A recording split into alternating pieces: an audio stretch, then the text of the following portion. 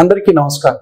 శ్వాస hospital, Hyderabad, Narayanguda flyover పక్కన doctor Vishnu Rao Veerapaneni. So ఈరోజు ఈ వీడియోలో మనం చర్చించబోయేటటువంటి టాపిక్ ఏంటంటే చిన్నపిల్లల్లో అలర్జీ ఆస్తమా. చిన్నపిల్లలు అలర్జీ ఆస్తమా ఉంటే తల్లిదండ్రులు ఎంత బాధపడతారు, పిల్లలు ఎంత బాధపడతారు, ఆ ఫ్యామిలీలో ఉన్న ప్రతి ఒక్కళ్ళు ఏ విధంగా తల్లడిల్లిపోతారు అనేది ముఖ్యంగా ఇందులో మనం చర్చిద్దాం. చిన్నపిల్లల్లో అలర్జీ ఆస్తమా అనేది 3వ నెల నుంచే మొదలైంది. కొంతమందికి అయితే ఇంకా ముందే ముక్కు దిబ్బడేయటం, గాలి ఆడకపోవటం, గుయ్యి గుయ్యి అని సౌండ్ రావటం, నైట్ పూట ఎక్కువ సౌండ్ రావటం, ఫ్యాన్ వేస్తే ఇంకా ఎక్కువ సౌండ్ రావటం, వాతావరణం మారితే సౌండ్ ఎక్కువ రావటం, పక్కలు ఎగిరేయటం, పాలు తాగలేకపోవటం, గూనచటం, సో గుర్రు గుర్రు అని శబ్దాలు రావటం.